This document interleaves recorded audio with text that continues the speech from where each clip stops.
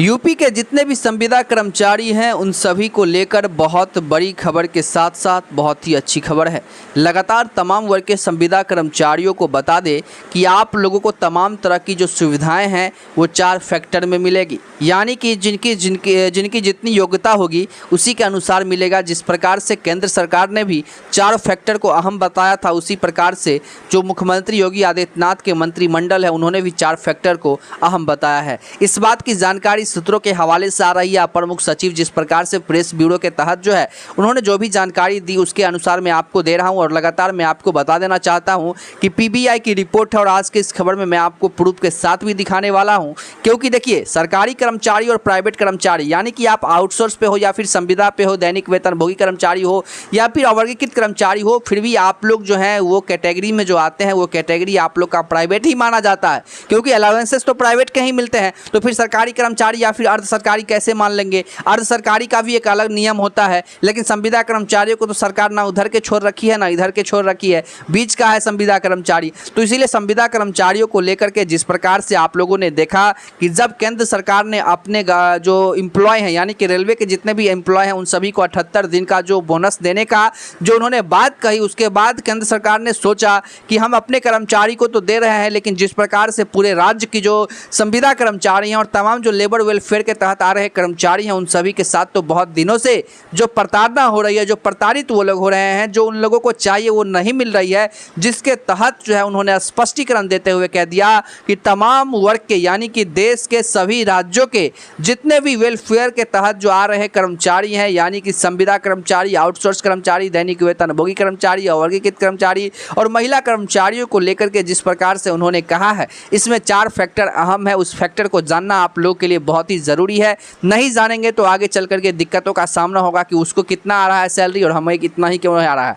और ख़ास करके हम लोगों पे भी आप लोग ब्लेम नहीं लगा सके। इसी को लेकर के जानकारी मैं आपको जो है देना चाह रहा हूँ। तो जो भी जानकारी है सीधे विभागीय स्तर से है, तो आप लोग को समझना जरूरी है, इसीलिए आप लोग समझने का प्रयास कीजिए और खबर को अंत तक देखिएगा, तभी जा करके समझ में आएगा। इसीलिए खबर को बीच में छोड़ के ना जाए, क्योंकि आप लोग भी जानते हैं कि किस प्रकार से लगातार मेहनत कर रहे हैं, घंटों घंटों आप लोगों के लिए जो है लगातार लाइव सेशन में बोलते हैं, इसीलिए क्योंकि संविदा कर्मचारियों को उनका हक मिल सके, आप लोग की खबरों को लगातार ट्रायल में रख सके, सरकार को उससे कहीं ना कहीं जो है जागरूकता ना हो कि कहीं ना कहीं संविदा कर्मचारियों के सच में जो है उनके साथ प्रताड़ना हो रही है। उनको जो है जल्द ही तमाम तरह की सुविधा देने को लेकर सरकार जो है काम करेगी।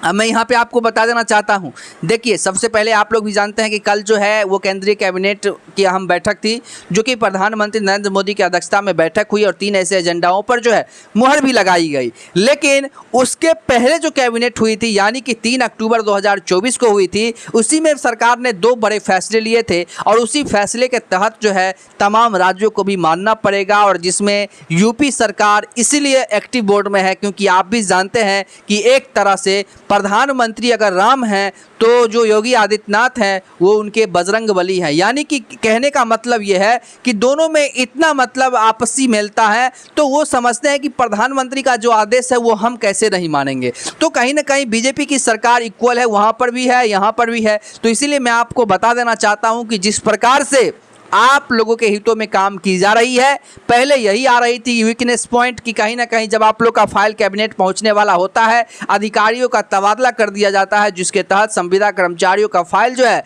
उसी तरह लटका रहता है जैसे आज 10 सालों से लटका आ रहा है। क्योंकि संविदा कर्मचारियों को जो है किसी भी प्रकार की भत्ताएं सरकार नहीं देने को लेकर काम करती है, और उनके साथ जो प्रताड़ना हो रहा है उसी को कम करने को लेकर जिस प्रकार से मुख्यमंत्री योगी आदित्यनाथ ने लगातार संगठनों से बैठक करके यही कहा है कि हमारे पास संविदा कर्मचारियों के तमाम जो फाइल हैं वो प्रस्तावित है, तमाम जो उनके मांग हैं वो प्रस्तावित है और उसी के तहत हम काम करेंगे, और एक एक संविदा कर्मचारियों को उनका मौलिक अधिकार भी मिलेगा, उनके बच्चे भी अच्छे स्कूल में पढ़ सकते हैं, उनके परिवार भी एक स्टैंडर्ड लेवल पर आ सकती है। तो ये सब कैसे होगा? ये सब आप दीजिएगा 10,000, 15,000, 20,000 रुपये, तो उससे होने वाला है कि इसके लिए एक मिनिमम वेज जो केंद्र सरकार ने तय की है, मान के चलिए कि मिनिमम सरकार ने जो तय किया है अनस्किल्ड तक के लिए किया है सरकार ने 20,000 रुपया, 15 से 20,000 रुपये के करीब है, और जो स्किल्ड है यानी कि वेरियस स्किल्ड है तो वेरियस स्किल्ड के लिए 33,000 रुपये तक सैलरी जा रही है। ये बात आप लोग भी जानते हैं, जो भी PIB की रिपोर्ट है उसी के अनुसार बता रहे हैं।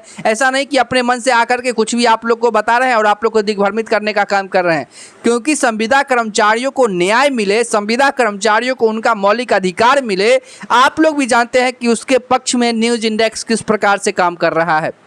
अगर संविदा कर्मचारियों को लेकर इलेक्ट्रॉनिक मीडिया के पास अगर समय रहता तो आज संविदा कर्मचारी ऐसे दर दर की ठोकरें नहीं खा रहे होते, ऐसे आप लोग आंदोलन नहीं करते अपनी मांगों को लेकर। क्यों? क्योंकि आप लोग की मांग तो पहले सरकार के पास पहुंच जाती और वहां से आप लोग को तमाम तरह की सुविधा मिलती, लेकिन उनके पास समय नहीं है और वो जो है कहीं ना कहीं सरकार के खिलाफ कुछ भी दिखाने को लेकर काम नहीं कर सकते हैं। हम तो सरकार के खिलाफ दिखाएंगे, जितने भी डिजिटल मीडिया है वो लगातार आप लोग भी जानते हैं कि निष्पक्ष होकर के काम कर रहे हैं और लगातार एक कैटेगराइज्ड कर लिए हैं कि हमें संविदा कर्मचारियों की खबरों को लगातार प्रसारित करना है तो हम विभागीय स्तर से संविदा कर्मचारियों की ही बात करेंगे और वहां से जो भी प्रेस रिलीजिंग होगी उसके तहत संविदा कर्मचारियों को जानकारी देने का काम करेंगे। क्यों? क्योंकि संविदा कर्मचारियों का मौलिक अधिकार, उनका जो स्वामित्व है वो मिलना उनको बहुत जरूरी है। क्योंकि आज के समय में अगर कोई सबसे ज्यादा प्रताड़ित हो रहा है तो वो कहीं ना कहीं संविदा कर्मचारी प्रताड़ित हो रहे हैं। काम तो कर रहे हैं सरकारी कर्मचारियों के कदम से कदम मिला करके। रिपोर्ट में देखा गया है कि सरकारी कर्मचारी ज्यादा काम करते हैं, लेकिन क्या मिलता है? सरकारी कर्मचारियों से भी कम मिलता है। और ऐसा भी देखा गया है कि सरकारी कर्मचारी में मतलब बहुत सारे ऐसे जगहों पर देखा गया है कि जितनी योग्यता सरकारी कर्मचारियों के पास नहीं है उतनी योग्यता संविदा कर्मचारियों के पास है। क्योंकि वो अपने हालात के कारण संविदा है, वो मजबूरी में संविदा है, वो मजबूरी है इसीलिए वो संविदा है। नहीं तो उनके पास अगर उनको मौका मिलता, उनको अपॉर्चुनिटी मिलता तो वो जरूर आज सरकारी कर्मचारी होते और किसी भी प्रकार की कोई समस्या नहीं होती है। सरकार के पास कोई रिक्वायरमेंट ही नहीं होती है, सरकार के पास विभाग की रिक्वायरमेंट नहीं होती है सीट की, इसीलिए जो है कहीं ना कहीं मजबूरन लोग करते हैं काम। क्या करेंगे? जीवन यापन करने के लिए, जीवन को सर्वाइव करने के लिए कुछ ना कुछ तो करना पड़ेगा। इसीलिए संविदा कर्मचारी मजबूरन होकर के लगातार अपने अरसों से वो काम कर रहे हैं और हम लोगों का काम है कि संविदा कर्मचारियों का उनका हक दिलाने को लेकर, हक दिलाने के दिशा में काम करें। और जिस प्रकार से मैंने आपको बताया कि एक मिनिमम वेज हाइक सैलरी आप लोगों को तय की जाए और सभी विभागों को यह भी जानकारी देना है कि आप लोगों को लेकर के, यानी कि सेवा पुस्तिका भी बनाई जाए, जिसको लेकर के एक एक विभागों के बारे में बात कर रहा हूं। जिन विभाग में बना हुआ है उनका कोई बात नहीं, लेकिन जिन विभाग में नहीं बना हुआ है उन विभाग में बनवाने को लेकर सरकार आदेश जारी करे, जनरल एडमिनिस्ट्रेशन डिपार्टमेंट आदेश जारी करे, जिसके तहत जो है आप लोगों को आगे चल करके सर्विस बुक का पता चलेगा। सर्विस बुक एक बार आप लोग का बन जाएगा तो आप लोग को उससे कितने एडवांटेज होंगे ये बात आप लोग अभी नहीं जानते होंगे, लेकिन उससे आप लोग को बहुत ज्यादा एडवांटेज होने वाले हैं। इस बात को आप लोग कभी से इग्नोर मत कीजिए। और तमाम वर्ग के संविदा कर्मचारियों को लेकर के जिस प्रकार से विभागीय स्तर से जानकारी आ रही है, यानी कि आप लोग की कार्य जो है अब निरंतर स्पीड में चल रही है, जल्द ही उसे जो है कैबिनेट में प्रस्तावित किए जाएंगे, जहां की माननीय मुख्यमंत्री जो है वो उस पर फाइल पर मोहर लगा करके और उसको जो है राज्य के सभी जिलों में लागू कर देंगे। डोमिसाइल जो है कह सकते हैं कि जो डोमेस्टिक जो डिस्ट्रिक्ट चाहते हैं उनके लिए भी एक प्रावधान लाई जाएगी, क्योंकि जो अन्य जिला में काम करते हैं तो उनकी एक्सपेंस जो है वो ज़्यादा बढ़ जाती है। तो म्यूचुअल ट्रांसफरिंग का नाम आप लोग सुने होंगे, उसके तहत जो है सरकार कुछ एक्शन ले, जिसके तहत संविदा कर्मचारियों को उनका मौलिक अधिकार के साथ साथ अपना होम डिस्ट्रिक्ट भी मिल सके, जिससे उन लोग के खर्च पे थोड़ा सा नियंत्रण लग सके।